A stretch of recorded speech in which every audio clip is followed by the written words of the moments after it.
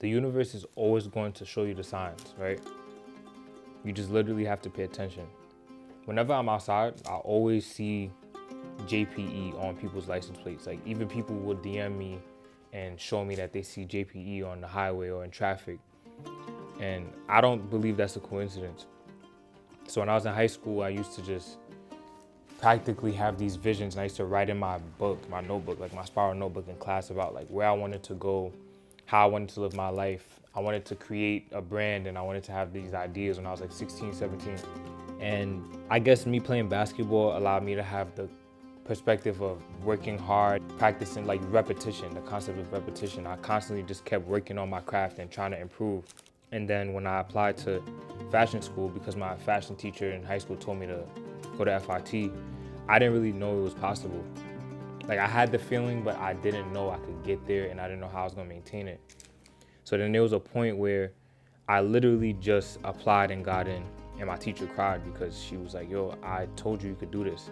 And oftentimes we're gonna have doubt. You're gonna feel like you don't know where to go, you feel lost, you have no sense of direction, but the universe will show you glimpses of whatever it is that you're trying to get out of your life. So I used to talk to my bro on the phone and I used to ask him like, yo, how am I gonna build my brand? How am I gonna build my audience? How am I gonna do this? How am I gonna do that? And he just told me like, yo, you gotta just be yourself. Like just, talk to the right people. Don't force nothing. Don't try to do things that's not you, or that like create value, a set of values that allow you to be the best version of yourself.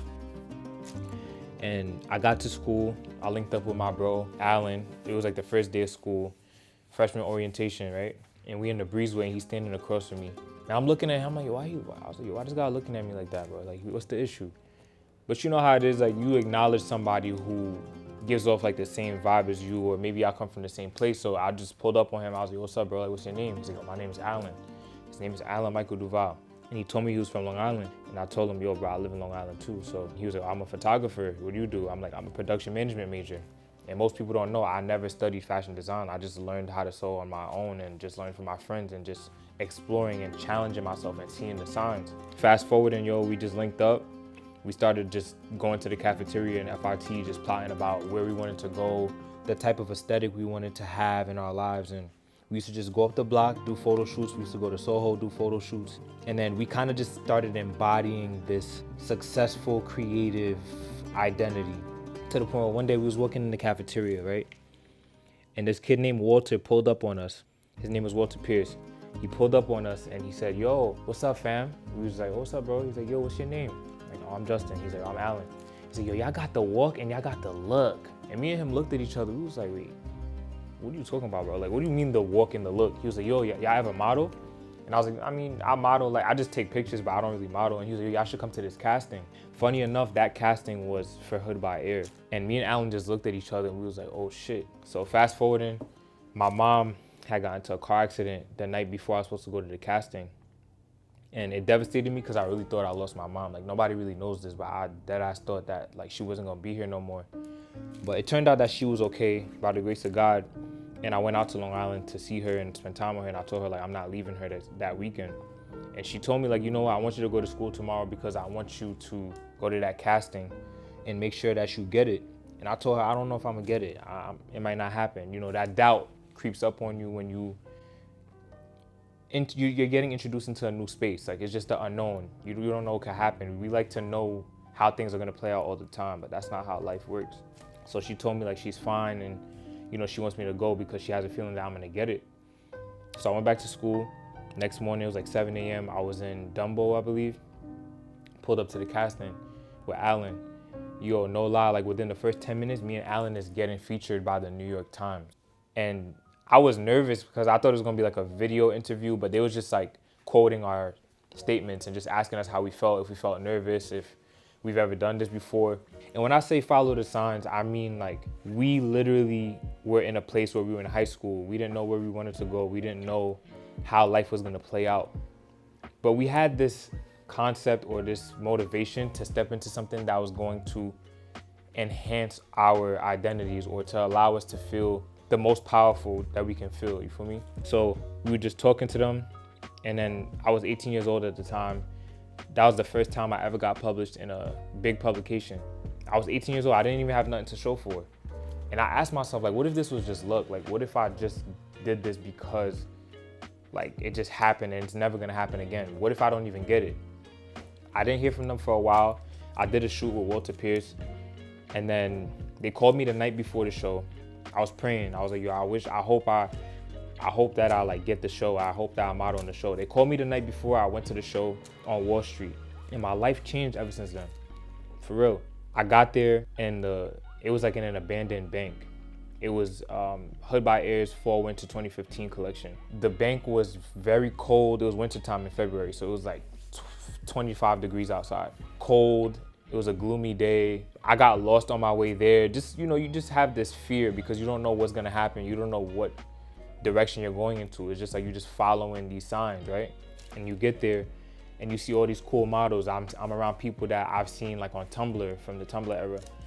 I'm around like different celebrities, and I'm just looking, I'm like, oh shit, I'm in a room with these people now. Like, how is this possible? Get on the runway. I had like a mask that covered my eyes. It was like a stocking, and I could not see anything, yo. Like, my eyes was half open. So I was like, yo, by the time I get on the stage, when I walk on this, I might fall off the shit because I never walked the runway before. And Hood by Air had these boots where the platforms was like really high, so I'm not used to walking and stuff like that. Yo, when I got off the stage, I had tears in my eyes because I felt like I did something, right?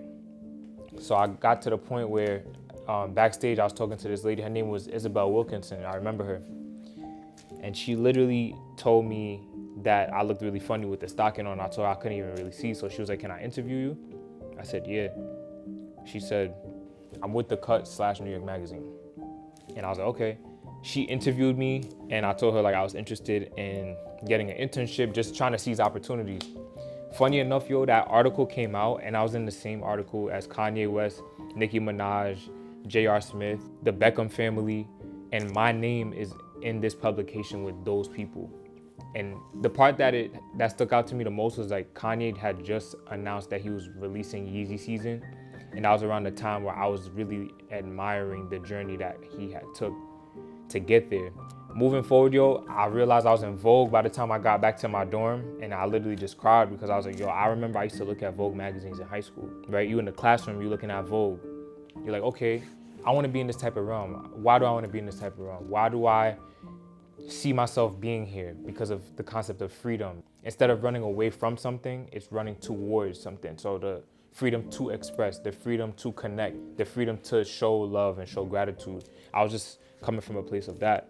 And then down the line, being a part of this shift in fashion where a Black designer, Shayne Oliver, had this impact on streetwear to where he gave people like me and other creatives and young kids a chance to let their light be seen by the world.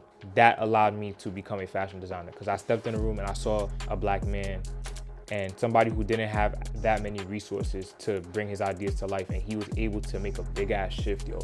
And that's why I said you have to pay attention to the signs, because the universe is gonna throw stuff at you. It's just about what you wanna pay attention to.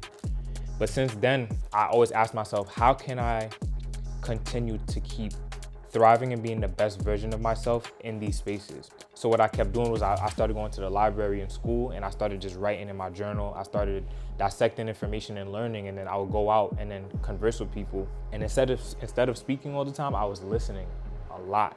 And there's not one linear way to success, especially being a fashion designer, right? So I was blogging, and I was like writing in school and featuring certain people in my blogs. And then I was doing video shoots with my friend, and me and Alan was doing styling shoots. I was styling his shoots.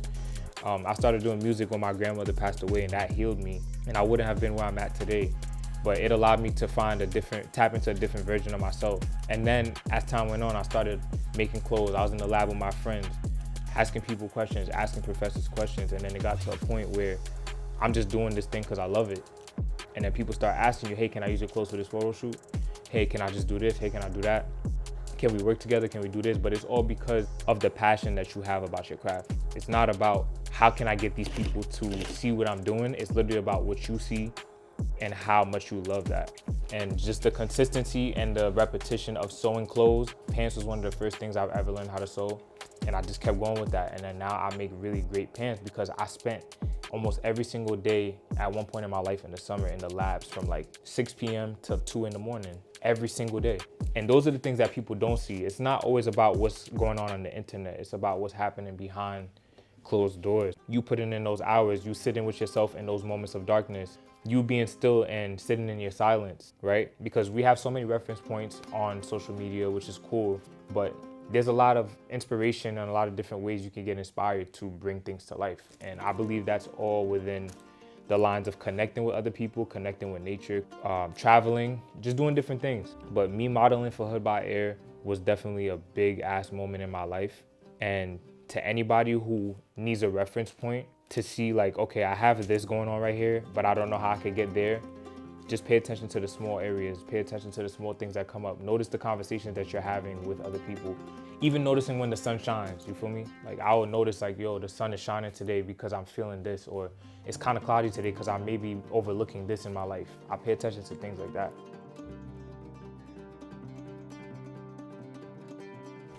You did real good on that one. You was spitting for real, bro.